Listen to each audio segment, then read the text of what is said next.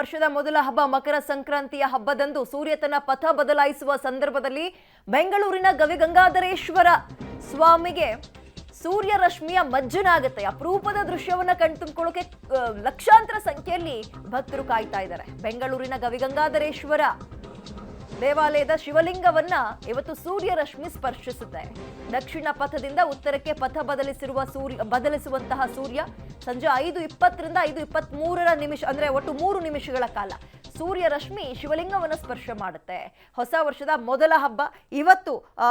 ಈ ಒಂದು ಅದ್ಭುತ ಘಟನೆಗೆ ನಾವೆಲ್ಲರೂ ಕೂಡ ಅಂದ್ರೆ ಅದನ್ನು ಕಣ್ತುಂಬಿಕೊಳ್ಳೋಕೆ ಲಕ್ಷಾಂತರ ಸಂಖ್ಯೆಯಲ್ಲಿ ಭಕ್ತರು ಕಾಯ್ತಾ ಇದ್ದಾರೆ. ಪ್ರತಿ ವರ್ಷವೂ ನಡೆಯುವಂತಹ ಅಪರೂಪ ಮತ್ತು ವಿಶೇಷ ವಿದ್ಯಮಾನ ಇದು.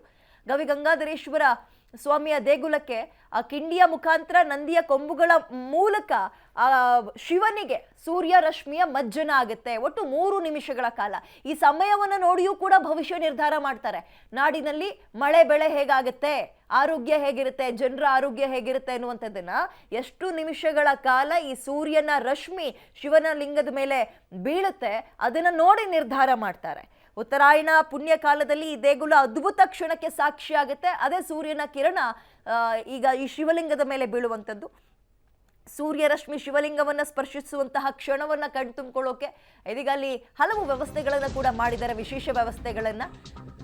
ಬೆಳಗ್ಗೆ 5 ಗಂಟೆಯಿಂದಲೇ ಗಂಗಾಧರನಿಗೆ ವಿಶೇಷ ಪೂಜೆ ಆರಂಭ ಆಗಿದೆ. ಭಕ್ತರು ಕೂಡ ಸಾಲುಗಟ್ಟಿ ಹೋಗ್ತಾ ಇದ್ದಾರೆ. ಮಧ್ಯಾಹ್ನ 12:20 ತನಕ ದರ್ಶನ ಇರುತ್ತೆ. ಆ ನಂತರ ಬಾಗಿಲು ಮುಚ್ಚುತ್ತಾರೆ. ಸಂಜೆ ಸೂರ್ಯರಶ್ಮಿ ಸ್ಪರ್ಶದ ಬಳಿಕ ಅಗೇನ್ ಭಕ್ತರಿಗೆ ಅವಕಾಶ ಮಾಡಿಕೊಡ್ತಾರೆ ದರ್ಶನಕ್ಕೆ. ಕೌತುಕ ಕಣ್ತುಂಬಿಕೊಳ್ಳೋಕೆ ಅಪಾರ ಭಕ್ತರು ಕಾಯ್ತಾ ಇದ್ದಾರೆ. ಬೆಳಗ್ಗೆ 5 ಗಂಟೆಯಿಂದಲೇ ವಿಶೇಷ ಪೂಜೆಯನ್ನ ಕೂಡ ನೆರವೇರಿಸಲಾಗ್ತಾ ಇದ್ದು ಈಗಾಗಲೇ ಬಂದು ಹೋಗ್ತಾ ಇದ್ದಾರೆ ಭಕ್ತರೆಲ್ಲರೂ ಕೂಡ. 12:20 ಸುಮಾರಿಗೆ ಬಾಗಿಲನ್ನ ಮುಚ್ಚುತ್ತಾರೆ. ಮತ್ತೆ 5 ಗಂಟೆಯಿಂದ ಆ ಸೂರ್ಯರಶ್ಮಿ ಒಂದು ದೇವರ ಮೇಲೆ ಬಿಡಬೇಕಾದ್ರೆ ಯಾರನ್ನೂ ದೇವಸ್ಥಾನದೊಳಗೆ ಏನು ಸೇರಿಸಲ್ಲ. ಬಟ್ ಅದನ್ನ ನೋಡೋಕೆ ವ್ಯವಸ್ಥೆಯನ್ನ ಮಾಡಿದ್ದಾರೆ. ಬೆಳಗ್ಗೆ ಅಲ್ಲಿನ ಅರ್ಚಕರೇ ಮಾತಾಡ್ತಾ ಇದ್ರು, ಪ್ರಧಾನ ಅರ್ಚಕರು, ಒಂದು LED ವ್ಯವಸ್ಥೆ ಎಲ್ಲ ಮಾಡಿದೀವಿ ಅಂತ. ಇವತ್ತು ಬೆಳಗ್ಗೆ ಈಗ ಸಂಜೆ 5:20ರಿಂದ 5:23 ಕೂಡ ಸೂರ್ಯರಶ್ಮಿ ಶಿವನಿಗೆ ನಮಿಸಲಿದ್ದಾನೆ. ಒಟ್ಟು 3 ನಿಮಿಷಗಳ ಕಾಲ. ಹೊಸ ವರ್ಷದ ಮೊದಲ ಹಬ್ಬ ಮಕರ ಸಂಕ್ರಾಂತಿ ಹಬ್ಬದ ಸಂಭ್ರಮ. ನಾಡಿನೆಲ್ಲೆಡೆ ಇಂದು ಮಕರ ಸಂಕ್ರಾಂತಿ ಹಬ್ಬದ ಸಂಭ್ರಮ ಕಳೆಗಟ್ಟಿದೆ. ವಿಶೇಷವಾಗಿ ಬೆಂಗಳೂರಿನ ಗವಿಗಂಗಾಧರೇಶ್ವರ ದೇವಾಲಯದಲ್ಲಿ ಇವತ್ತು ಒಂದು ಅದ್ಭುತವಾದಂಥ ಕೌತುಕ ಸಂಭವಿಸುತ್ತೆ. ಅದು ಸೂರ್ಯ ನೇರವಾಗಿ ಗರ್ಭಗುಡಿಯಲ್ಲಿರುವಂತಹ ಶಿವನನ್ನ ಸ್ಪರ್ಶ ಮಾಡುವಂತಹ ಒಂದು ದೃಶ್ಯ. ಅಂದರೆ ಸೂರ್ಯರಶ್ಮಿ ಆ ದೇಗುಲದಲ್ಲಿರುವಂತಹ ಗರ್ಭಗುಡಿಯನ್ನು ಸ್ಪರ್ಶ ಮಾಡುವಂತಹ ಕೌತುಕ ಕ್ಷಣ. ಈಗಾಗಲೇ ದೇವಾಲಯದಲ್ಲಿ ಎಲ್ಲ ರೀತಿಯಾದಂತಹ ಸಿದ್ಧತೆಗಳಾಗಿದೆ. ಜೊತೆಗೆ ಆ ಕ್ಷಣ ಹೇಗಿರುತ್ತೆ ಇವೆಲ್ಲವನ್ನ ಮಾತನಾಡಲಿಕ್ಕೆ ನನ್ನೊಟ್ಟಿಗೆ ಪ್ರಧಾನ ಅರ್ಚಕರಾಗಿರುವಂಥ ಡಾಕ್ಟರ್ ಸೋಮಸುಂದರ್ ದೀಕ್ಷಿತ್ ಗುರುಗಳಿದ್ದಾರೆ, ಮಾತನಾಡ್ತೇನೆ. ಗುರುಗಳೇ ನಮಸ್ತೆ. ಇವತ್ತು ಒಂದು ಅದ್ಭುತವಾದಂಥ ಕೌತುಕವನ್ನು ಕಣ್ತುಂಬಿಕೊಳ್ಳೋದಕ್ಕೆ ಎಲ್ಲರೂ ಸಹ ಕಾಯ್ತಾ ಇದ್ದಾರೆ. ಅದ್ರ ಬಗ್ಗೆ ಹೇಳೋದಾದರೆ ಈಗ ನಮಗೆ ಸಂಕ್ರಾಂತಿ ಈ ಕ್ಯಾಲೆಂಡ್ರ್ ಡೇಟ್ ಪ್ರಕಾರ ಮೊದಲನೇ ಹಬ್ಬ ಇದು. ಸಾಮಾನ್ಯವಾಗಿ ನಮಗೆ ಹೊಸ ವರ್ಷ ಅಂದರೆ ಯುಗಾದಿ ಹಬ್ಬ ನಮ್ಗೆ ಹೊಸ ವರ್ಷ. ಪಂಚಾಂಗದ ಆರಂಭದಿಂದ ಪಂಚಾಂಗದ ಮುಕ್ತಾಯದವರೆಗೂ ಹೊಸ ವರ್ಷ ಅಂತೇಳಿ. ಬಟ್ ಇಂದಿನ ನಮ್ಮ ಜನ ಈ ಕ್ಯಾಲೆಂಡ್ರನ್ನೇ ಫಾಲೋ ಮಾಡೋದ್ರಿಂದ ಜನವರಿ 1ನೇ ತಾರೀಕು ಕುಣಿದು ಕೊಪ್ಪಳಿಸಿ ಆಯಾಸ ಮಾಡಿಕೊಳ್ಳುವಂಥ ಒಂದು ವೈಶಿಷ್ಟ್ಯವಾದ ಕೆಟ್ಟ ದಿನ. ಬಟ್ ಈಗೊಂದು ಸಂಕ್ರಾಂತಿ ಅಂದರೆ ಈ ಜನವರಿಯ 1ನೇ ತಾರೀಕಿನಿಂದ ಮೊದಲನೇ ಹಬ್ಬ ಸಂಕ್ರಾಂತಿ ಹಬ್ಬ ಅಂಥೇಳಿ.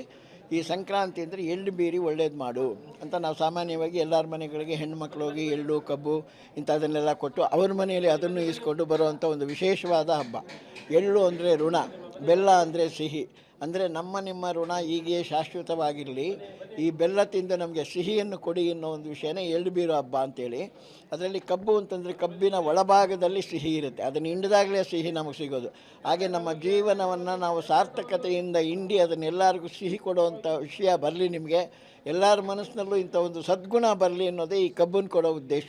ಈಗ ಸಾಮಾನ್ಯವಾಗಿ ನಮ್ಮಲ್ಲಿ ಎಳ್ಬೀರೋ ಬಂದರೆ ಏನೋ ಹೋಗ್ತಾರೆ ಕೊಡ್ತಾರೆ ಬರ್ತಾರೆ ಇದರ ಅಂತರಾಳ ಏನಿದೆ ಅನ್ನೋದು ಯಾರಿಗೂ ಗೊತ್ತಿಲ್ಲ. ಯುಗಾದಿ ಹಬ್ಬದ ದಿನ ಒಬ್ಬಟ್ಟು ತಿನ್ನಬೇಕು, ಕರೆಕ್ಟು. ಯಾತಕ್ಕೆ ಯುಗಾದಿ ಹಬ್ಬದ ದಿನವೇ ಒಬ್ಬಟ್ಟು ತಿನ್ನಬೇಕು, ಮನೆ ದಿನ ಯಾಕೆ ತಿನ್ನಬಾರ್ದು ಅನ್ನೋದು ಯಾರಿಗೂ ಗೊತ್ತಿಲ್ಲ. ನಮ್ಮ ತಂದೆಯವ್ರು ಮಾಡ್ತಾಯಿದ್ರು, ನಮ್ಮ ತಾತ ಮಾಡ್ತಾಯಿದ್ರು, ನಾವು ಮಾಡ್ತಿದ್ದೀವಿ, ಹಬ್ಬ ನಡೀತಿದೆ, ಇಷ್ಟೇ ವಿಷಯ ಬರ್ತಾಯಿದೆ. ಆದ್ದರಿಂದ ಈ ಎಳ್ಳು ಬೀರೋ ಹಬ್ಬ ಅಂದರೆ ಎಳ್ಳು ಅಂದರೆ ಒಂದು ಋಣ. ಈಗ ನಮ್ಮಲ್ಲಿ ಯಾರು ಹಿರಿಯರು ಏನಾದರೂ ಕಾಲು ಆಗಿಬಿಟ್ರೆ ನಾವು ಅವರಿಗೆ ತರ್ಪಣೆಗಳನ್ನು ಮಾಡ್ತೀವಿ. ಅಂದರೆ ನನ್ನ ಈ ಜೀವನದಲ್ಲಿ ನೀನು ನನಗೆ ತಂದೆಯಾಗಿದ್ದೆ, ತಾತನಾಗಿದ್ದೆ, ನಾನು ನಿನ್ನ ಈ ಜೀವನದಲ್ಲಿ ನನ್ನ ಮುಗಿಸಿದ್ದೀನಿ, ಮುಂದಿನ ಜೀವನಕ್ಕೆ ನೀನೇ ನನಗೆ ತಂದೆ ತಾಯಿಯಾಗಿ ಬಂದು ನನ್ನನ್ನು ಕಾಪಾಡು ಅನ್ನೋದೇ ಆ ಎಳ್ಳು ತರ್ಪಣ ಕೊಡೋ ಒಂದು ವಿಶೇಷ ವಿಶಿಷ್ಟ. ಅದೇ ರೀತಿಯಾಗಿ ನಾವು ಅದನ್ನು ಕರಿ ಹೇಳ್ಕೊಡ್ತೀವಿ, ಇವತ್ತು ಶುಭವಾಗಿ ಬಿಳಿ ಹೇಳ್ಕೊಡ್ತೀವಿ. ಬಿಳಿ ಎಳ್ಳನ್ನು ನಾವು ಹಂಚೋ ವಿಶೇಷತೆ. ಅದ್ರ ಜೊತೆ ಬೆಲ್ಲ ಇಟ್ಟಿರ್ತೀವಿ.